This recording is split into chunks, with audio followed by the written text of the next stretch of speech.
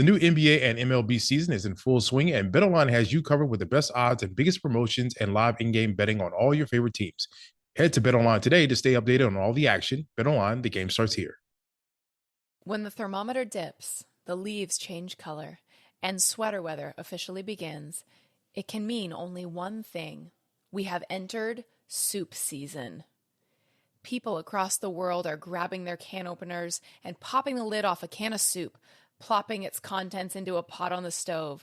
As the concoction spurts and sputters, the aroma of warm, comforting goodness fills the air. It's a smell that instantly transports you to a place of warmth and nostalgia, flooding in our memories of childhood, of family, of a time when life was simple, before the cruel reality of life ever dug its ugly claws into your soul. When you're eating soup, you are safe. You are home. This is the power of soup. And for one company, that power equals big business with $8 million in annual sales. And that's why this week's On Brand is on Campbell's.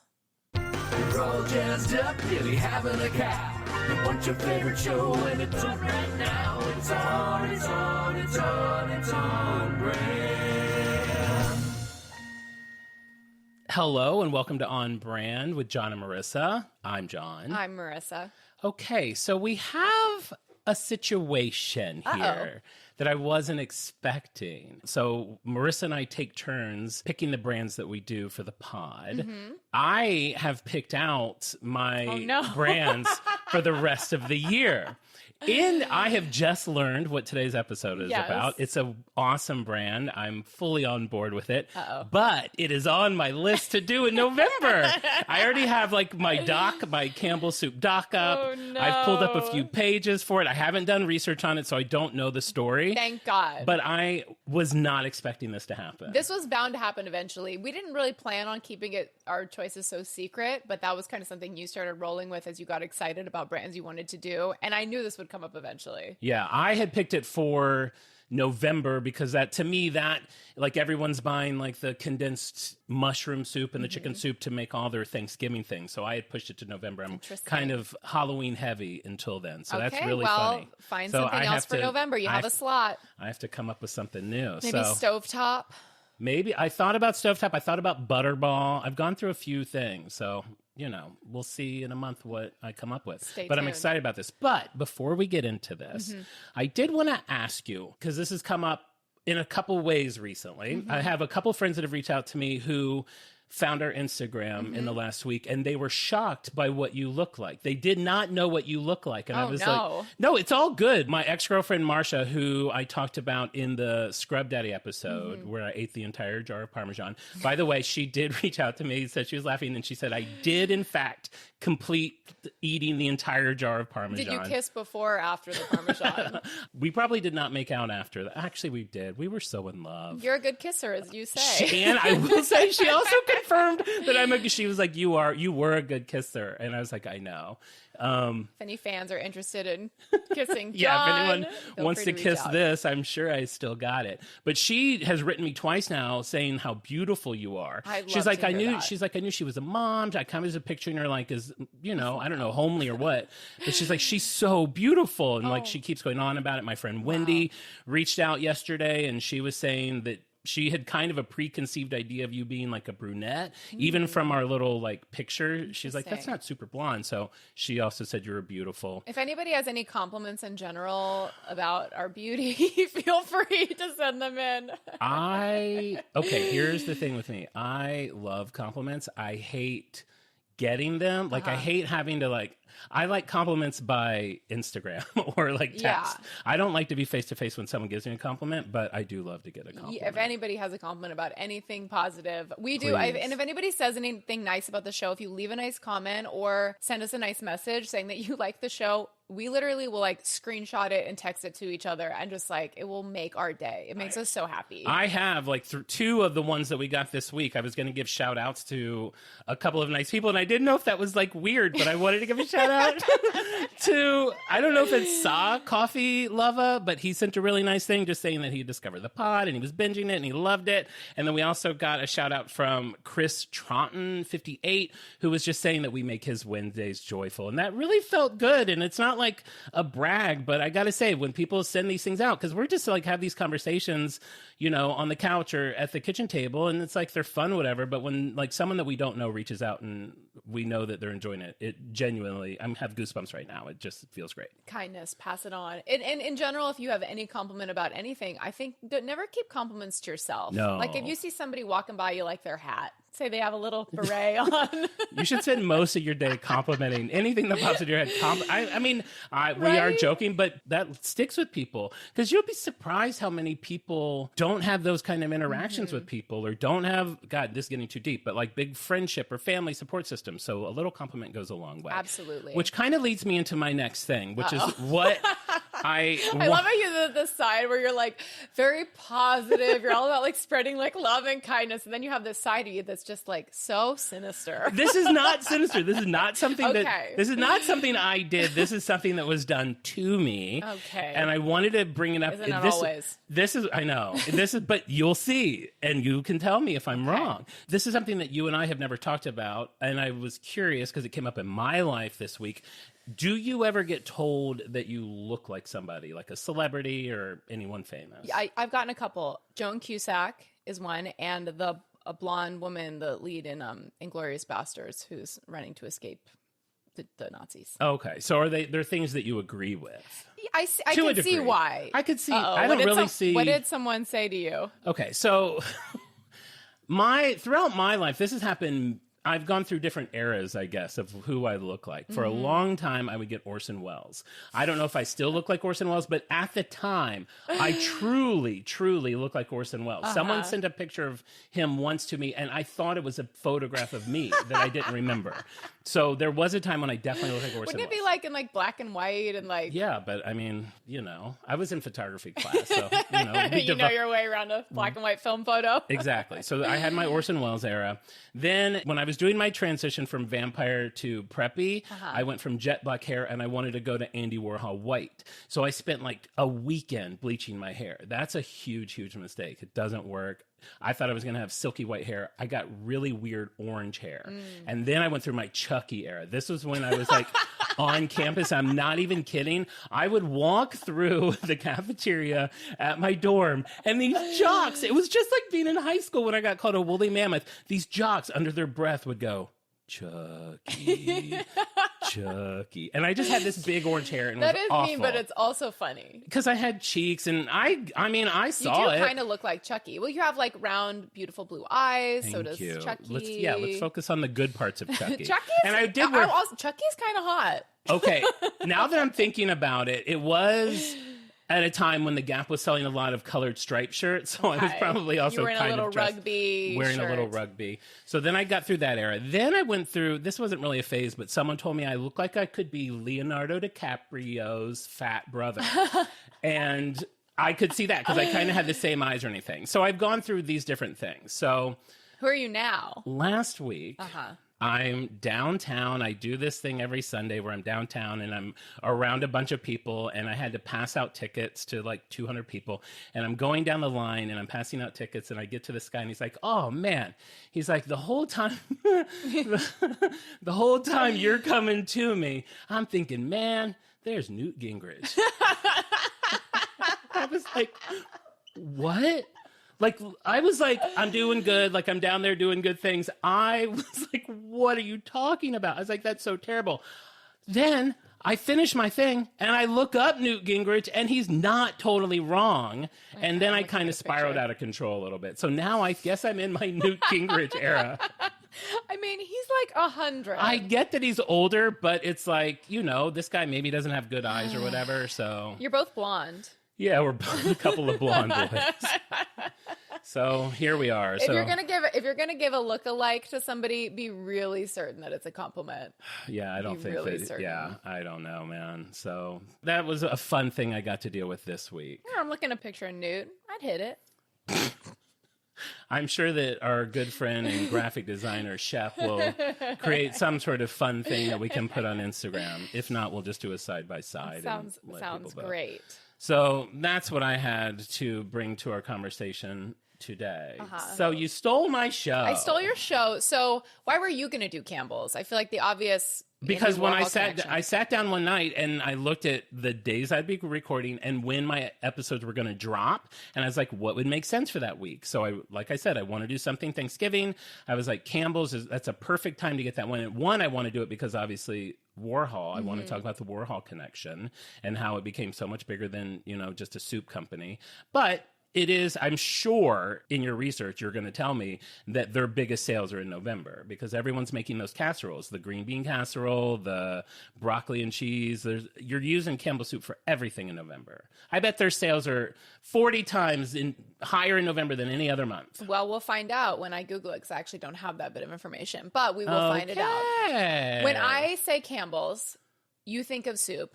You think of, is this something you eat? Tomato soup, grilled cheese. You don't like tomato soup. I don't. Do you have any Campbell soup in your cabinet right now? I do. I have a can of condensed, whatever one that you use in like the broccoli casserole. Cream of mushroom. Cream of mushroom, yes. Okay. And I have a couple of like Campbell soup, like knick-knacky things, like a canister, like a utensil canister that I got at an estate sale because it felt very Warhol-y.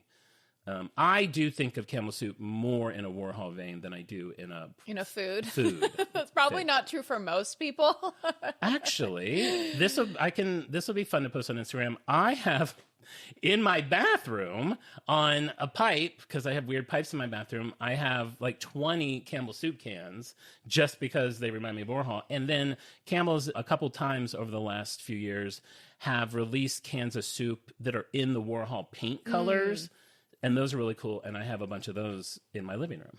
A row of Campbell soup cans on a pipe in your bathroom. That just gives you a peek into your world. I know. The twisted world behind your doors. I have friends that don't love it, but I think it looks neat. I also have a little pile of boxes. Are they empty or do they have soup in them? Okay, so here's the deal.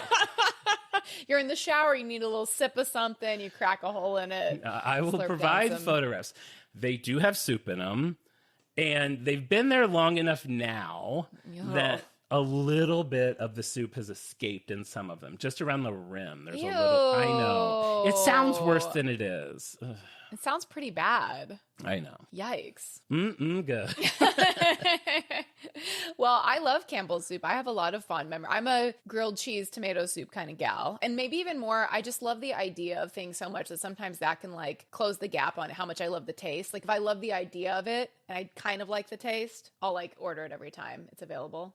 So is that what made you pick this brand? Well, it seems like it had been a while since we had done one of these. We've called them legacy brands. It's a country that's been around in 2019 was their 150th anniversary. So these are huge. This is like you salute the flag. You say the Pledge of Allegiance to the flag every day in school. You should be saluting a can of Campbell's soup because this is like woven into the fabric of American history. It really is. And I love Campbell's soup. When I was a kid, my favorite was bean with bacon. You ever get down on a bean with bacon? No. Oh, that was so good. Something about canned bacon. You eat Spam all the time. I love Spam. You eat Spam but I guess constantly. Something about bacon like in a soup.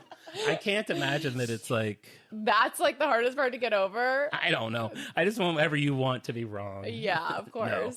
No, not at all. But no, I've never had that. Try next time. I mean, because you were kind of a Spam skeptic originally. Oh, I only started eating Spam 3 years whenever we went to Hawaii. I could see you getting into bean with bacon. It's really smoky. And again, I haven't had it in years, but that was one I had a ton as a kid. Okay. That tomato, chicken noodle, alphabet. Yeah, it was like as soon as it was cold, or maybe a rainy day, maybe you were homesick with a cold or something, you'd crack open a can of Campbell's soup. No, it is. It's very comforting. It's along the lines of Coca-Cola, where it's got the classic like cursive little logo. Incredible font. Hasn't changed its look. I think, honestly, I do think that can be attributed to Warhol because he made it so iconic. I think it would be hard for them to completely do a rebrand. They've done a little bit. They did 2 or 3 years ago change the label But it was so subtle. It was just emphasizing what was already there. Of course, they're not touching the font. They're not touching the red and white. They're not touching the little gold seal. We'll talk about the history, but they're kind of at this point. So I want to kind of keep in mind throughout this episode, I think they might need a little bit of a Band-Aid. Okay, a Band-Aid. We haven't had one of those in a while. They're doing okay, but maybe they could just use a little zhuzh. They need a little something. They need a little something to get soup back in the forefront of people's minds. Because I don't know if people are as excited about canned soup as maybe they once were. In your research, was there a spike in soup when the Soup Nazi episode of Seinfeld? Why do I keep bringing up Seinfeld in this episode? But that does seem like something they'd be like, oh my God, that episode came out and everyone wanted soup. People had like forgotten about soup. They hadn't eaten soup in years. And they were like, oh yeah, soup. You know what's good? Soup. Campbell's had a big spike during COVID because people who don't typically cook at home were buying Campbell's soup. So that was like when they had their first bump in years. Oh, okay. But since then, it has been like kind of steadily declining. I can't say I'm totally surprised. If you buy a can of condensed soup, it is not an attractive purchase. It's like this globby gray stuff that you have to spatula out. When I don't buy a lot of pre-made soups, period. I just don't. You're not really a soup guy now that I think about it. I love soup. I just never think about it. I don't order it at restaurant. I don't know when I have had it to know that I love it. But corn chowder? I love a corn chowder. I love a split pea. I do love soups. But if I were to buy soups, I would be more drawn to those jars of soup that are already made where I can see all the ingredients and it just looks like... It's interesting you say that because Rouse, when they came out with their line of jarred soups, have you ever had those? No, but I've seen them. They came out with a billboard that was poking at Campbell's that said, so good we have nothing to hide. Oh, I like that. Yeah. What is interesting, though, and I'm sure you'll get to this, is I do believe Campbell's has recently acquired Rouse. They have. That is new from earlier this year and very controversial purchase. Rouse is a high-end, quite expensive for a jarred tomato sauce, but it is like the gold standard. Like it is. Even like celebrity chefs love it. If they're like, if you have one staple in your pantry, get a Rouse marinara. It's so good, and they sell it at Costco, so the price does go down there. But like, if you're in a Gelson's, which is an expensive grocery store here, you'll see like a small jar of Rouse, and it'll be like $12. I know. But you look at the ingredients, and it's like 6 things that you can read easily. Like it is really top notch. But do you think that Campbell's bought them like as revenge for being cheeky with them and now they're going to destroy it? I don't know if they would intentionally destroy it. I wonder if it was on their radar since that moment. But it does kind of, people being upset that Campbell's has acquired Rouse just kind of speaks to how negatively maybe the impression of Campbell's is currently, because people see it as cheap, processed, not healthy, not made with like natural ingredients, and they're worried that's going to like tarnish their favorite marinara. You know what I mean? That's probably why they have so many varieties. They have the healthy one and the low sodium one and all of those things. They're trying to be everything for everyone. Well, and I'm sure you're going to get into this, and I don't want to step on your toes if you are, but that was why Andy Warhol did what he did, because it was a cheap lunch that, according to him, he had every day for like 50 years. So he wanted to take the most basic thing that was in his life and elevate it to fine art status, and clearly did it in an incredible way. I'd say it worked. Hi, this is Chris Howard, host of Plugged In with Chris Howard. BetOnline is the world's most trusted betting platform and your number one source for all your sports betting action. BetOnline has more ways to stay in on the action with the latest odds, news, scores, even live in-game betting while the games are being played. With the largest selection of odds on everything from Major League Baseball, NHL, and UFC, and professional golf, BetOnline remains the number one source for all your sports wagering info. In between games, head over to the BetOnline's casino with all the top Vegas-style games, including poker and live casino. BetOnline, the game starts here. Rakuten is the smartest way to save money when you shop because you earn cash back at over 3,500 stores. Fashion, beauty, electronics, home essentials, travel, dining, concert tickets, and more. Your favorite stores like Lowe's, Levi's, and Nike pay Rakuten to send them shoppers. And Rakuten then passes on a part of that payment to its members as cash back. You're already shopping at your favorite stores. Why not save while you're doing it? It's a no-brainer. Membership is free and easy to sign up. Get the Rakuten app now and join the 17 million members who are already saving. Cashback rates change daily. See Rakuten.com for details. That's Rakuten. Your cash back really adds up. Find yourself looking for a new job or change in career? Monster.com is here to help. We are not only here to bring you job postings, but also AI interview prep and salary tools, expert career advice, and top-notch resume services. We've got everything you need to land your perfect job fit. Discover the magic of finding the ideal job with Monster.com. Your future starts now. Visit Monster.com today. Your next job opportunity is just a click away. Well, do you want to hear about the men who we owe? Of course, men. Man, it's always a man. Let me guess. It's a little boy. He walked around his neighborhood with a ladle full of soup and let all the poor people have a sip of it. I mean, not that far off. 1869, Joseph A. Campbell, he's a fruit merchant, and he's in New Jersey. And Abraham Anderson is an icebox manufacturer from South Jersey. Okay. So they made canned tomatoes, vegetables, jellies, soups, condiments, and minced meats. And then it's just like one of the, I swear, if you had started a business in 1869, no matter like what it was, it would now be like one of the top 10 most successful businesses in America. Like nobody was like doing anything, it seems like. So if you did like if you have one idea to like make soup, you end up like being a billionaire. Well, yeah, because nothing had happened yet. So if you were the first person to think it's so much harder now because if you want to get in the soup game now, can you imagine trying to enter? Hey, I think I'm going to get in the soup game. And on Shark Tank, they're always talking about like how expensive the aisle, like getting placement, blah, blah, blah, blah. But if back then, if you're the first to do anything, your family is golden. I know. It's just such a bummer. I mean, as an inventor like us, it does make it feel tough to break in. Yeah. To break in any way. And it can't be soup because Campbell's kind of has the market cornered. So in 1876, Anderson left the company, and now it's Joseph A. Campbell Preserve Company. So then there's this guy. He's a nephew of the then president of the company. This is now 1897. So sales are good. People are interested in their product, but they haven't really like made their mark. It hasn't like had its like big moment. And this guy, this chemist nephew, he had the idea to do condensed soup where he would take out half the water. It's a game changer. I already know it. I am picturing myself in 1897. I'm having to buy these big ass cans of soup already made. I mean, Matt Damon is playing somebody in this story. Oh, Matt or me or Newt Gingrich. I will do the casting later, but so, and this is back when they used steel. So I've got like this steel barrel of soup that I have to like roll home to my family. And I don't even love because I'm gay, but I can't be gay because I'll be killed.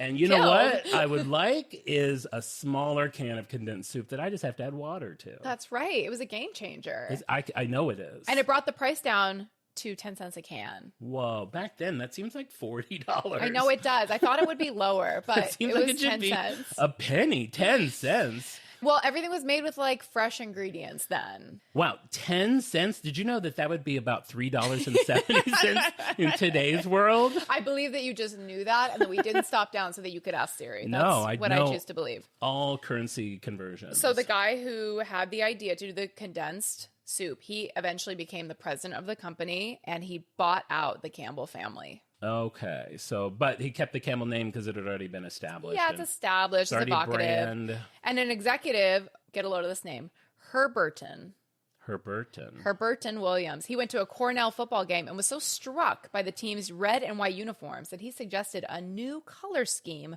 for the soup can. Okay. So had he not attended that game, Campbell's cans would probably be what? Brown and yellow? Well, probably brown and yellow. Like, who's going to buy that? Poo-poo pee-pee. Does seem with a lot of branding, red comes into play as like the number one color. I feel like every fast food restaurant is changing into like a red building. Well, we probably talked about this on pod, our disdain for the way chain restaurants look now. But McDonald's, they used to be red and yellow because those colors are made to, I mean, whatever market research they do for this. If you see red, it makes you hungry. And so fast food restaurants used to be red. Now everything's beige and gray. It's just so sad. Yeah, every fast food restaurant looks like a bank. Yeah, they all kind of look the same and kind of sad. They're not fun anymore like they used to be. I feel like they don't care about that. McDonald's used to be bright and fun. Taco Bell used to be bright and fun. The Taco Bell that I drive by us, I can't even tell it's a Taco Bell anymore. It's so sad. It's so sad. There's nothing sadder going on in this world currently than that.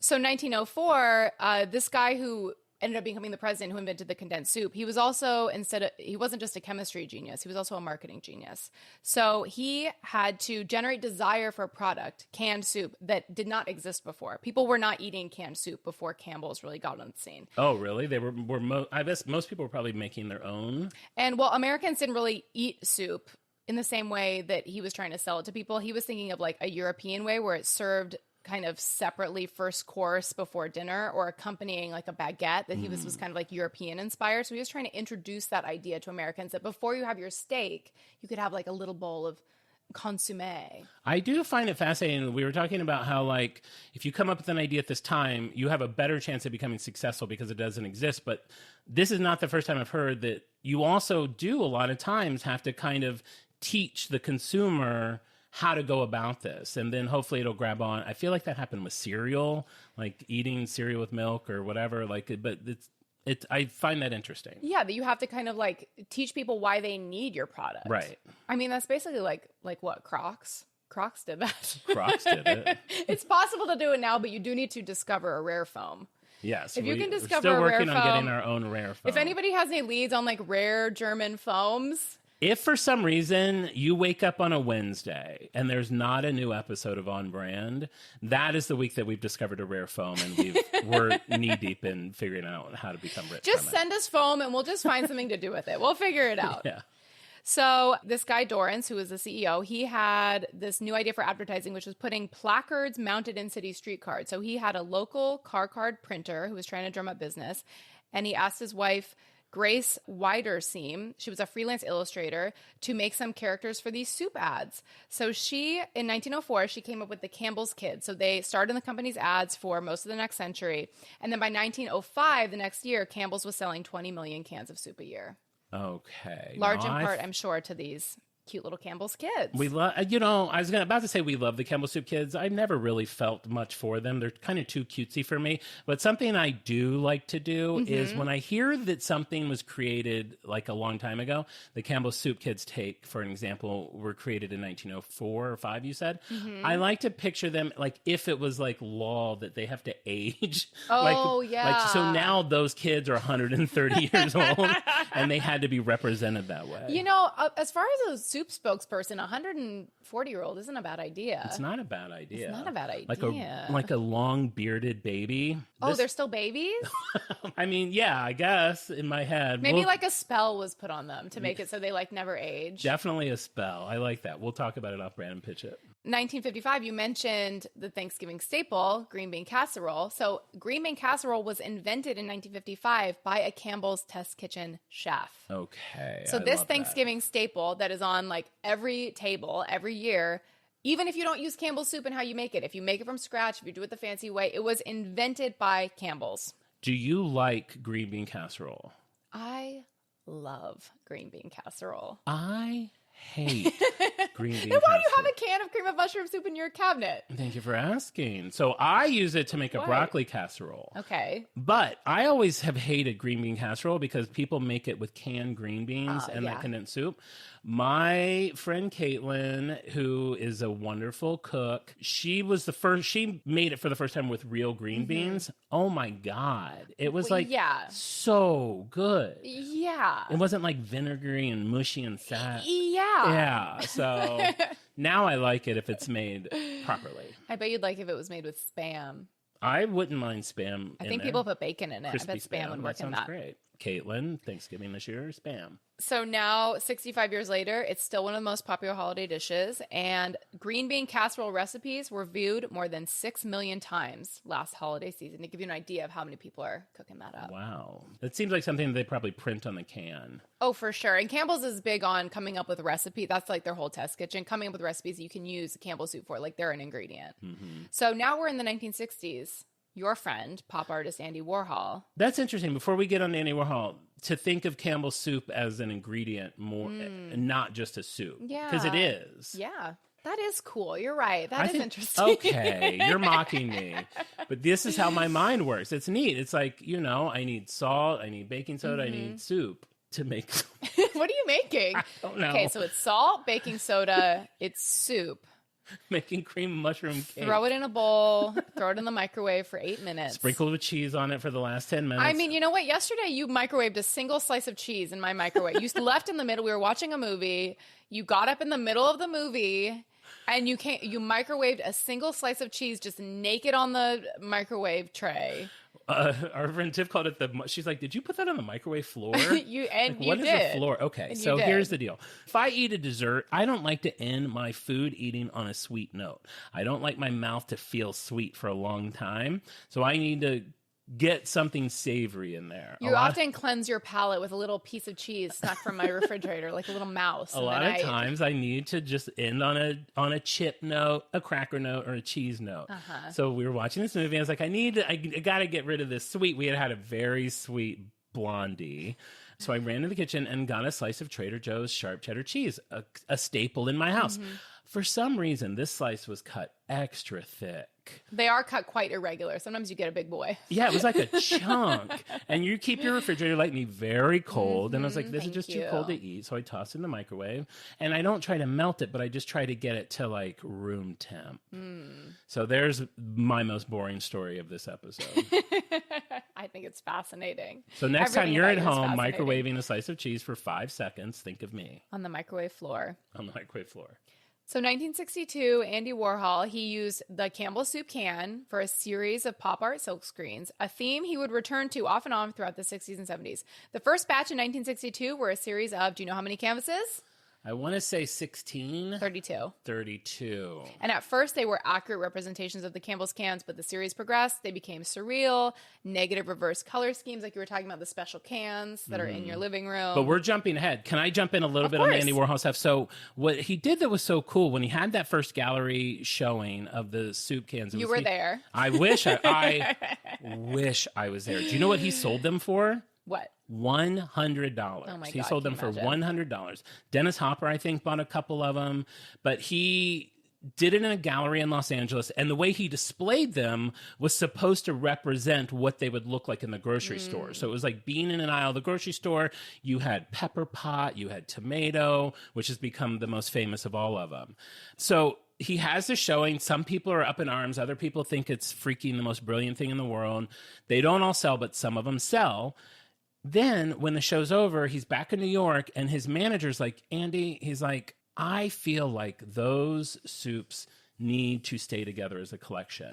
So they go back to Dennis Hopper. They get the soup cans back or give them their money back. I don't know if they'd already had the paintings. They get all the soup cans back together, where they are now all reside at MoMA in New York. And I got to tell you, I know I joke a lot about having goosebumps. I have goosebumps right now. I've been lucky enough to go to MoMA twice and stand there before the soup cans. And I feel lucky to be able to look at him. Yeah. I don't know why I'm so drawn to Andy Warhol and his art. Probably because it has to do with brands and color. This speaks to how much you love brands. All my sensibilities are in this, and to have it like rise to this like art level world is just so incredible. If you ever have an opportunity to see those soup cans, I don't know if you'll be affected the way I do, go to MoMA and look at them. It's a really neat story and just an important piece of art in our world. And if you can't make it to MoMA to see the iconic exhibit, stick a few cans of soup on a pipe in your bathroom. And every time you take a shower, just look up there and just take it in, because art is everywhere, and I do believe that. I live my life in a way I cannot afford a Warhol. The pepper pot can from 1962 sold for $11.8 million at auction in 2006. I mean, if pepper pot's going for $11 million, I can't imagine what tomato's going for. I have to say, one of my prized possessions at my home is I feel like I'm shouting out at all my friends today. My friend Leah, for my birthday a couple of years ago, gave me an Andy Warhol poster that's signed, and I have that in my living room, which is really nice. But what I was saying is I can't afford fine art, so I find ways to kind of represent the art that I like in a way that I can afford it, and having a pile of soup cans in my bathroom is one of those. Andy Warhol would love your pile of weeping cans. He would. He would. And he would probably give me one of his paintings just to be like, that's so sweet that you like this so much. Absolutely. Campbell's sent a lawyer to that exhibit. They wanted to see if any trademarks had been infringed upon, and after reviewing the lawyer's opinion, the company decided they were okay with their flagship. They liked that it was like advertising for them. They were happy about it. The company even commissioned a piece of Warhol's art as a gift for a retiring board member. Wow, that's amazing. Yeah, well, so they ended up being on board with it. In my head, I thought that they were mad at first, but now they like celebrate it. So I'm glad that they were kind of on. I think it's fair for them to check on copyright. They were skeptical. Yeah. Yeah, but then they saw the impact and just what it represents for the significance of the brand, and they were okay with it. with it. Have you ever seen any of the soup cans in real life? I think they have one at Huntington Gardens. I did at MoMA. I have seen them at MoMA. They're right by the cafeteria. So while you're walking into the cafeteria, you get to pass by those, and that's really cool because like the cans are food and like you're about to eat, and I think that's really cool. Oh, that is fun. I like that. I was just making fun of you for going to MoMA to go to like get the cafeteria. Yeah, like they have the best Chinese chicken salad at MoMA. I love museum cafeterias. Really? Yeah, I don't even know think why. to eat in a. I just feel like it's overpriced and probably not that delicious. I love museum gift shops. Yeah, of course you do. I guess that would be. You obvious. love shopping. You confess your shopping addiction on a recent episode. I do. Have you bought any new vinyl records since your last confession? That's of your not what this shopping episode's addiction? about. Okay. Did you have anything else about Warhol? You were talking about his changing Pepper the pot, colors. change the colors. That silk screening technique, the color scheme, he used those in his celebrity silk screens later, but they started with the cans, which you know. You want to hear a boring fact? Yeah, Campbell's. we should do that in every episode. And now the most boring brand fact. Campbell's was the sole sponsor of Lassie for its entire TV and radio run. In fact, Campbell's first television commercial ran during an episode of Lassie. Thank you for sharing.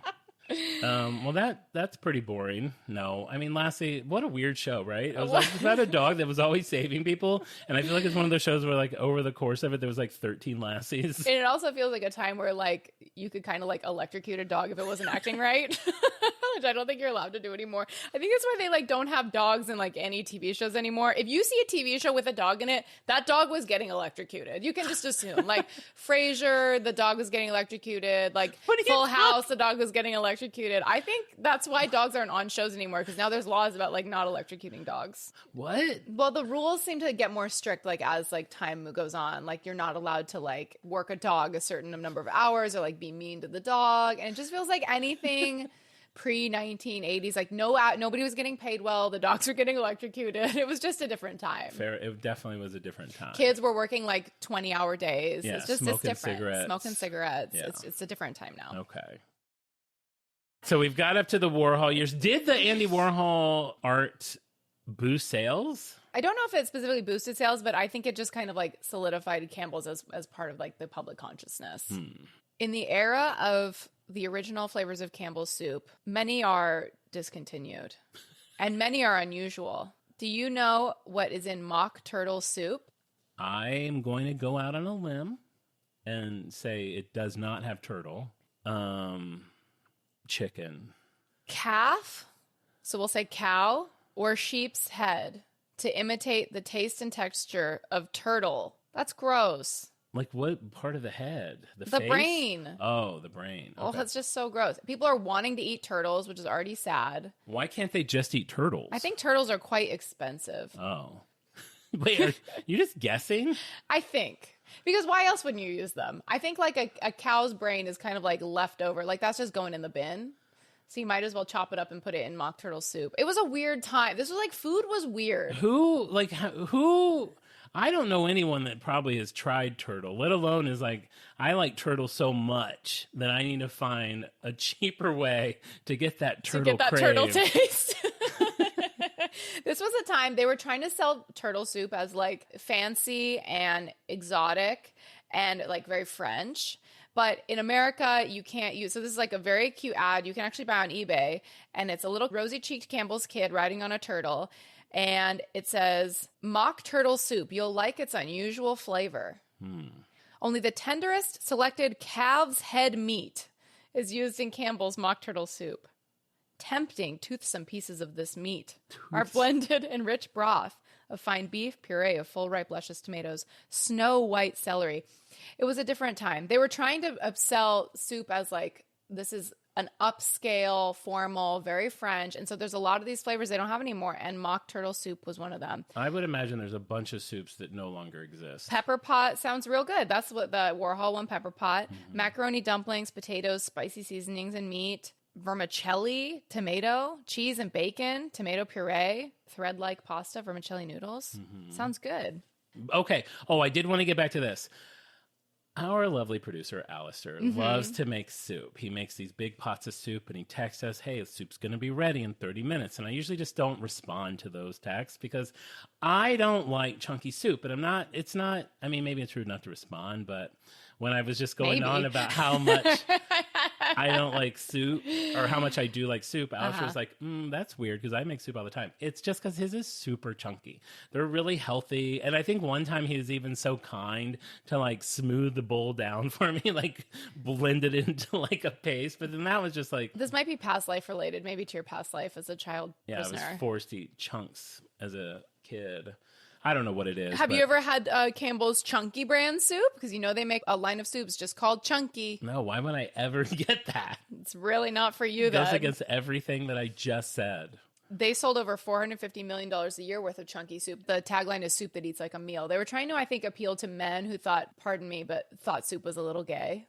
So they tried to make like a masculine soup, like after a day of playing lacrosse and kissing women. You come home and you pour yourself a bowl of That's what you consider to be soup. the most masculine day someone can have. I mean, think of something more masculine than lacrosse and kissing women. Making out with a woman. No, more than one, women. Oh, a bunch of women. And then ripping open a can of soup. Yeah, and they would rip it open with their bare hands because they're strong big boys. Big boys. So yeah, they have the Chunky soup. They have quite a portfolio of brands now. Oh, I'm sure. They seem like a company that has acquired a bunch of... They've gotten into Pepperidge Farm, Swanson, Prego, Snyder's. Are you a fan of any of these? Sorry, I'm just laughing. I don't know why. Yeah, I mean, sure. Yeah. Who doesn't love a Pepperidge Farm cookie? It's like the cookie that allows you to feel like you're a little bit wealthy and sophisticated. A Milano. If you can't go to Milan, have a Milano. Yeah. Who doesn't enjoy that? So here's a little fast fact. So Campbell sells 440 million cans of soup each year, and tomato soup represents over 19% of its sales. Wow, that's a lot of soup. That's a lot of soup. A lot of tomato soup. So just to say where the brand is now, canned soup has been good enough to keep Campbell Soup Company in the Fortune 500 club every year since the list started in 1955. The company turned 150 in 2019 and is profitable enough to pay the granddaughter of the inventor of condensed soup. So that guy, the chemist who invented the condensed soup, became the president, bought the company. His granddaughter receives $200,000 a day. Oh, my God. Is that enough money, do you think? Do you think you'd be happy if you had $200,000 a day? If that's what your royalties were, if you were an heiress. Someday we'll get there with the pod, I'm sure. Did you know that is $73 million a year? It's a lot. It's plenty. Now, if that was you, would you say, listen, just cut me a check for $73 million a year, or would you ask to be given $200,000 a day? I think I'd want to get it every minute. Just in my Venmo. You just have an assistant that walks around with you handing you $1,000 every minute. I think that'd be nice. That would be, God, I can't even imagine.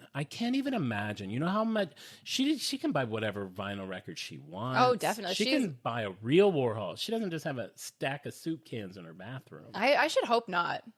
What a life. And you know what drives me crazy about heirs? Yeah, what? Everything. They didn't do anything. Like, they did nothing. All they did was be born. She had a grandpa who was a very smart cookie. Yeah. And she's beyond rich. Wow. Well, good for her. Good for her. Good for her. I hope she's at least using it for good. Oh, I hope she's listening to the pod. We should send it to her and my disdain for her until she proves otherwise. If you're listening, write to us on Instagram and we'll give you a shout out next week's episode. Do you think her Instagram name has like soup in it and the S is a $sign? Campbell's? Yeah, or Campbell's with a $sign. That would be pretty tight. You know, Campbell's Instagram, it's pretty quiet. It's a lot of people complaining about how their favorite soup got discontinued, their favorite flavor, or like, why can't I find a low sodium version of this one? I can. And then like the company responds and says like, we do consumer testing. We have a really thought out, thorough process for like it's like you with your Entenmann's to determine what cans we keep and what regions. Well, you know what it reminds me of? Do you remember? Okay, this all ties together. It's okay. This is a nice full circle moment. Remember how I was just saying I don't like things that are chunky? Yeah. Well, several years ago, we were talking about Rocky Road ice cream. And I was like, the thing about Rocky Road is I like the flavors, but it's got too much chunks. What if they made Smooth Road ice cream? So I, as you remember, wrote to Dryers, I think it was. Yeah, you posted on Dryer's Instagram page. A whole thing. I was like, of course, I mean a little tongue in cheek, but I'm like, hey, Dryers. And I think they were actually even having like a Rocky Road collection. Like they had made like 4 different like versions of Rocky Road. And I was like, what would really be great for someone like me is if you made a Smooth Road ice cream. And it's got, smooth peanut butter, like a marshmallow fluff, cream, like do all the things that make them smooth. Not a word. And then other people are posting things like, I think I'm going to have some Dryers this weekend. And they would write them back and be like, oh my God, Sarah, thanks so much for reaching out. Glad you're enjoying the product. Yeah, like, you're definitely getting ghosted by Dryers for some reason. I got ghosted by Dryers. And maybe they're not allowed to take unsolicited ideas. Oh, maybe that's it, because then you could sue them if they actually did it. Well, I give you permission. If the people from Dryers are listening to this, make Smooth Road ice cream. I think someone else must want that. I made it for you one year for your birthday. Yeah, that was really sweet. It's really good. We did it with almond butter.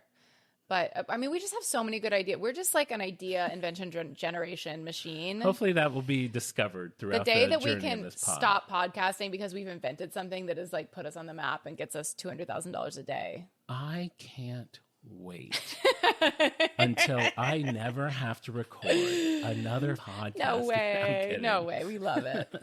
It's my favorite thing to do, learning all these things. About something we're genuinely so passionate about. So as I mentioned earlier, Campbell's, they got a big bump during COVID because people were cooking. It was like a whole new generation of people who had never made Campbell soup before. People are cooking at home. Their sales shot up 59.3% in 2023. So that's where Campbell's is at now. They're acquiring Rouse. They had a little bump during COVID, which they have since like gone back down. But what do they need? What do you it sounds like they're doing okay, but you were saying they need a brand. The business is down. They're slumping. But that's what I also don't understand with like these giant companies that make like $700 billion a year. And they're like, this year we only made 690. Like we're doomed. Yeah, because if you're not growing, you're failing. You're slowing. If you're not growing, you're slowing. Okay. I'm learning about business. So what would Campbell's have to do to get you to pick up a can? What campaign would they have to start? What viral moment could they create? Maybe like an interactive Instagram museum where you like swim around in a big bowl of soup and take selfies in it. Like, what would it be for Definitely you? Not that. I mean, for me personally, it would be bring back the like fun Warhol labels. Like I for someone who doesn't buy soup, when they did the Warhol labels, I bought like 24 cans of soup at Target and like sat at Target looking for the best labels. Oh God, why do I say these things? But I did. I sat there for like an hour going through. So you think Campbell's would sell more soup if they made more of this cans of soup that you already have? So if for some reason your cans, they fall off a shelf and break, then you need to get more. Well, no, because there's like so many different. He did so many different variations of the colors. Like they didn't do them all in the ones that I have. So there's plenty more that they could create. There's nothing they could do to make you want to eat the soup. Eat the soup. You're running out of rooms to put the soup in as decor because you have your bathroom in your living room. So we're not thinking of a soup as decor at this point. We're thinking of it as food. You say you like soup. You like corn chowder. I do. Okay. Wait, Al looked like he had an idea. Clear soup. Oh, like Crystal Pepsi. Oh my God. If they could figure out, okay, Al's right. If they could figure out a way to make a clear noodle, all clear ingredients. So on the shelf, it just looks like a jar of water. That is actually like kind of beyond brilliant. So it's like Crystal Pepsi, but soup. Okay, this is really good. It's fun. It's a fun, novel idea. I would definitely buy a jar. I mean, we did a taste test of that new Coca-Cola that was inspired by AI. Yeah, we did not like it. If that was my first taste of Coca-Cola, it would not have gotten me to buy Coca-Cola. That does seem that's what brands are doing now, is trying to come up with like one crazy novel item that will get you to buy just one to taste it and then film a YouTube video of yourself tasting it to describe what it tastes like. Yeah, for sure. So maybe that's the brand aid. Okay, this Campbell's, if you're listening. We fixed Campbell's soup. We fixed Campbell's. Make clear soup with a bunch of ingredients that may not go together, but you basically have to choose them because they're clear. It doesn't matter that it tastes good. It only matters that people buy it one time and then they film themselves tasting it and then put it on TikTok. Clear soup. That's your brand aid. And hopefully one of our brand freaks will make some sort of Recipe? drawing or something of it. Someone will make something. Maybe. I like getting those things a lot. Clear soup. So that's I guess it could just be a picture of a bowl with water in it. I guess just a bowl of water with a spoon floating in it. Yeah. So Okay, that's cool. Campbell's. Campbell's recently acquired Rouse. We'll see if they mess it up. I'm a huge fan. I'm anxiously awaiting what happens with that. I'm a fan of the brand in general, but I haven't bought it lately. So maybe I'll pick up a can next time I'm in the store. All right. Well, thank you so much for teaching me about Campbell's. That was very interesting. I'm sad that I have to figure out a new brand to come up with. You'll think of something. I thought of something that you didn't bring up that what? I thought was interesting with Campbell's soup is they, I think in around 1900, received an award in France for their soup, which is where they got that seal that is on the front of every can. Yes. The little bronze medallion on the front of the can is an actual medal that Campbell won at the Paris World's Fair in 1900. You're right. I know I am. I know too much for my own good. Before we wrap it up, do you have a brand news? Oh, I actually do have some kind of surprising brand news. So Toys R Us, as you probably know, in the last couple of years have trying to have like a little bit of a comeback. They've done pop-up shops in some Macy's stores during the holidays and stuff, but they are now going to attempt to do what they're calling a bold comeback. Wow. Into brick and mortar stores. Wow. The plan is to have... I love your enthusiasm on this. This is exciting. The plan is to have 24 flagship stores around the country and put shops in airports and cruise ships. And they're calling the whole extravaganza the Air, Land, and Sea Comeback or something like that. Wow. Ooh, is Jeffrey going to come back and be like hot? Or have sunglasses on and be like radical. Yeah. We'll have to wait and see. But Full I found that Poochie. to be very interesting That news. is really exciting. You know, I see the generation now that are buying toys for their kids. These are millennials. They have great nostalgia for going shopping at Toys R Us. I could see this being like really, really big. I wonder if they're going to be the big superstores or if they're going to be like smaller retail, like the not airport version. If those are going to be like... Well, they're saying size? they're saying a bold comeback, and they're calling them flagship stores. Wow. And usually, when a brand does a flagship store, that's supposed to be a very grand event. So how crazy? Because right now, my former Toys R Us is now a Spirit Halloween. So how crazy is that to imagine a Toys R Us inhabiting a Spirit Halloween? It's a full For a circle change. moment. Wow. Okay. Okay. They just put a Toys R Us banner over the Spirit Over the Halloween Spirit banner, Halloween. which is over an old Toys R Us sign. Oh, I love that. I love it. It's like when you get, this is such a stupid note to go out on, but I'm going to. When you question for the audience, for everyone out there, chime in on Instagram. When you get a new auto renewal sticker that you have to put on your license plate, do you remove the one from last year? Or do you take the pleasure in the stack? Or do you take a pleasure in the stack? I'm a stack boy. Of course I am. And not only am I a stack But you're boy. sentimental. I mean, these are memories. These are years of your life that you want to Right. These commemorate. are Marsh and I making out in parking lots. This is me hauling home 75 cans of Andy Warhol soup cans. It's a lot of memories in my car. And not only am I a stack boy, I like to just have them like 1 millimeter over so I can see all the colors and have a little rainbow.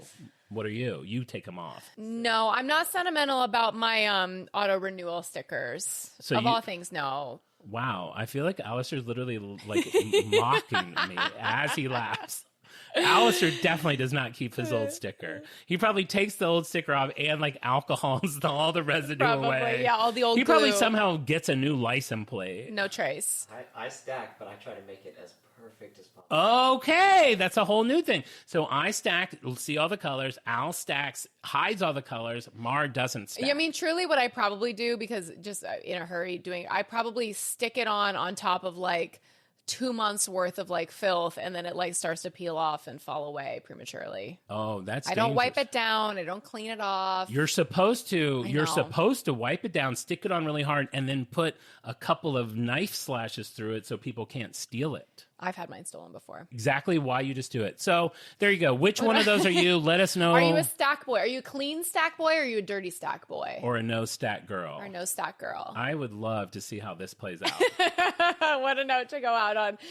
Wait, I did want to give one more shout out. We did We did do a shout out on Instagram, but I really wanted to give a proper shout out to @Doodling Daydreamers, who made that animation of you and your mom going to Entenmann's. She did that in like an afternoon, sent it to us so quickly. It's on our Instagram. It's so funny. We love stuff like that. So yeah, and if you want to see video clips from the show, go to our Instagram @OnBrandThePod, and you'll see us in the flesh. Us in the flesh. And I'm trying to get better about maybe adding more things that just kind of complement the things we talk about. I've got my Adele piece on there. I'm working on a new Adele like slideshow thing that I want to put on TikTok that I think will be really funny. Wow, that's fun. Yeah. And like when I write to like Jersey Mike's or anything, I'm trying to throw those into our story just so you guys can kind of be along for the ride. Yeah. So if you're a fan of the pod and you want a behind the scenes, more in-depth, a deeper look at the pod, hit us up on Instagram. And as always, if you love the pod, please tell your friends, subscribe, rate, and review on Apple iTunes. Write to us there. Give us a comment on Apple iTunes along with a 5-star review, or write to us on Instagram. Again, the compliments, we can't get enough of them. They're our fuel. They are our lifeblood. They sustain us. And we'll be back next Wednesday with an all-new episode of On Brand, a surprise episode to me. As we mentioned, it's always a surprise. And we'll see you next Wednesday. Bye, guys. Bye.